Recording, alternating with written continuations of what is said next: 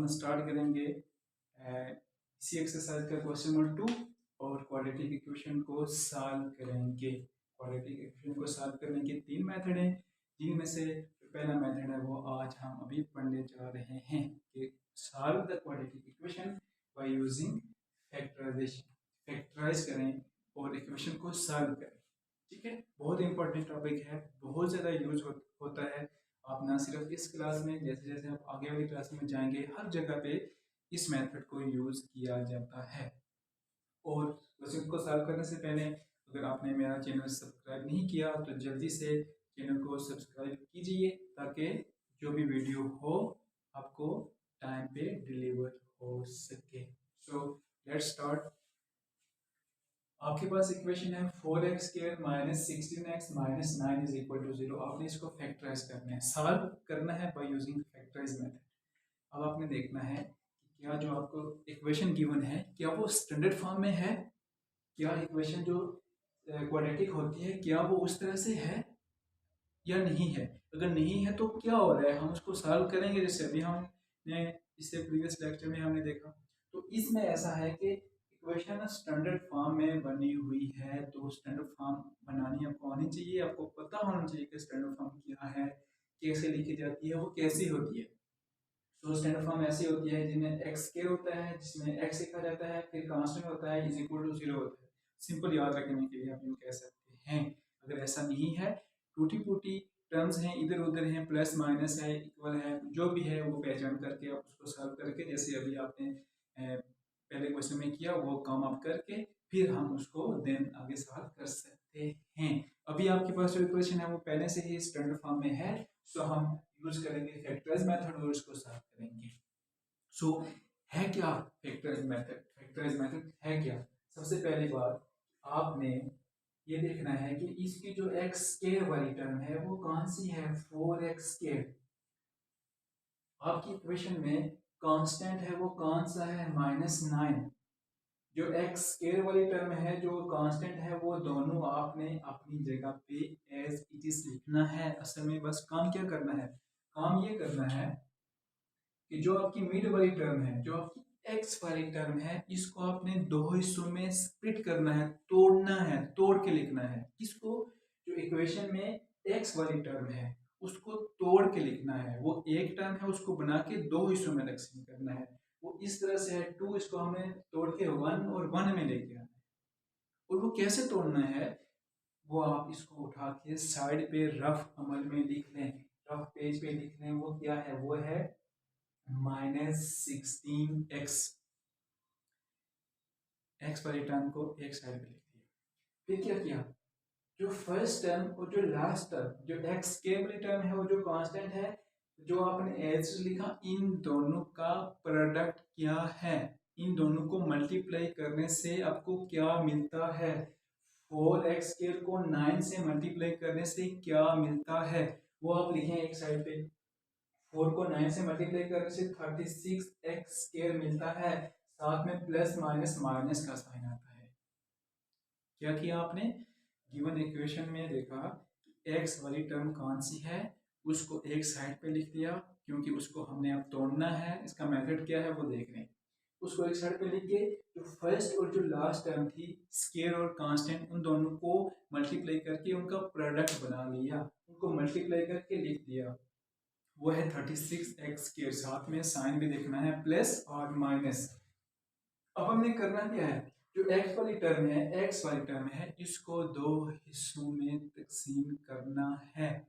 कैसे करना है, सबसे ज्यादा इंपॉर्टेंट बात जो आपने बहुत अच्छे से समझनी है। देखें, 16x को हमने तोड़ के दो हिस्सों में लिखना है। कैसे आप लिख सकते हैं, 16 को तोड़ के प्लस करें या माइनस करें, प्लस करें या माइनस करें तो 16 आ जाए।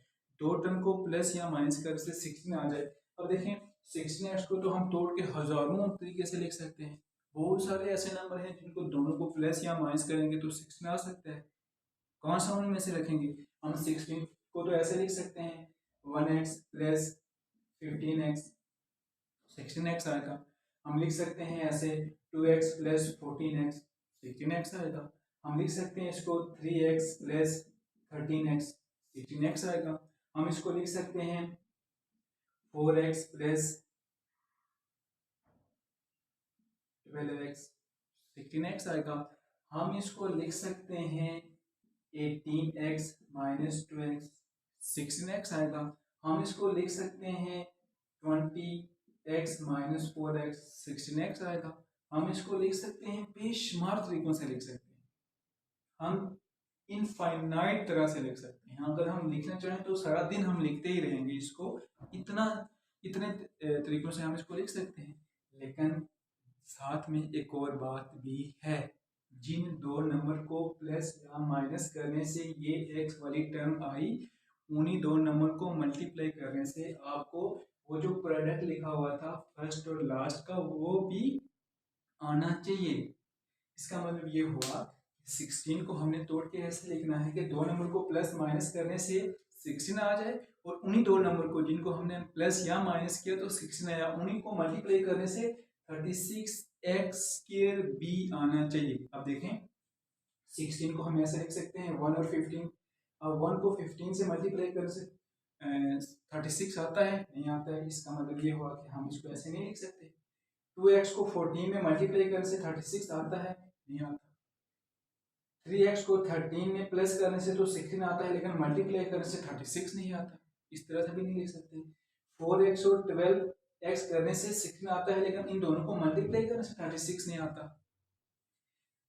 18x 2x को माइनस करने से 16 आता है, और 18x और 2x को मल्टीप्लाई करने से 36 भी आता है। इसका मतलब ये हुआ ये एक ऐसा नंबर है जो जिसकी आपको तलाश थी। वो कौन सा है? वो है 18x और 2x, जिनको माइनस करने से 16 आता है, और जिनको मल्टीप्लाई करने से फर्स्ट और लास्ट का प्रोडक्ट 36 भी आ सकता है। इसका मतलब ये हुआ कि वो नंबर हमें मिल गया जिसको हमने तलाश करना था। वो कौन सा है? वो मिला हमें 18x और 2x की फॉर्म में। अब आपने देख लेना है कि मैंने प्लस किसके साथ रखना है और मैंने माइनस किसके साथ रखना है। ठीक है, अब प्लस या माइनस किसके साथ रखना है, यहाँ पे देखें माइनस 16x आपको चाहिए। तो माइनस 16x आपको जब चाहिए तो हमारे पास माइनस उस वक्त आएगा जब हम बड़े नंबर के साथ माइनस रखेंगे। इसलिए 18 है तो हमने इसके साथ माइनस रख दिया, और जब 18 बड़ा है इसके साथ माइनस होगा तो ऊपर 16 के साथ भी माइनस आएगा। अगर आपने ये स्टेप अच्छे से समझ लिया, यहाँ तक आपने कर लिया, तो फिर आगे आपको प्रॉब्लम नहीं होगी। सबसे ज़्यादा इम्पोर्टेंट स्टेप इसमें यही है। अब देखें दूसरा स्टेप कौन सा है। आपके पास पहले 3 नंबर थे, अब आपके पास 4 नंबर हैं। आपने फर्स्ट और सेकंड में से कोई चीज़ कॉमन लेनी है, और आपने थर्ड और फोर्थ में से कोई चीज़ कॉमन लेनी है जो आप समझते हैं कि इसमें से कॉमन है। कॉमन क्या होता है? जो नंबर एक टर्म में भी हो और दूसरे में भी हो। यहाँ देखें 4x² माइनस 18 है तो 18x है, इसमें से क्या चीज़ आप कॉमन ले सकते हैं? यहाँ से आप कॉमन ले सकते हैं 2 भी कॉमन ले सकते हैं, x भी कॉमन ले सकते हैं। जब 4x² में से 2x कॉमन ले लिया, आपके पास क्या बचा? 2x माइनस 18x में से x तो ले लिया, कुछ भी नहीं बचा। 18 में से 2 लिया तो 9 बच गया। सो 2x माइनस 9, 2x माइनस 9 में क्या चीज़ कॉमन है? कुछ भी नहीं कॉमन। सो कुछ भी जब कॉमन नहीं होता तो उस वक्त 1 कॉमन होता है, 2x माइनस 9। ये देखें 2x माइनस 9 और ये 2x माइनस 9 ये बिल्कुल एक जैसे होने चाहिए। अगर ये बिल्कुल एक जैसे हैं, इसका मतलब ये है कि आपने जो ऊपर काम किया है वो बिल्कुल ठीक किया है।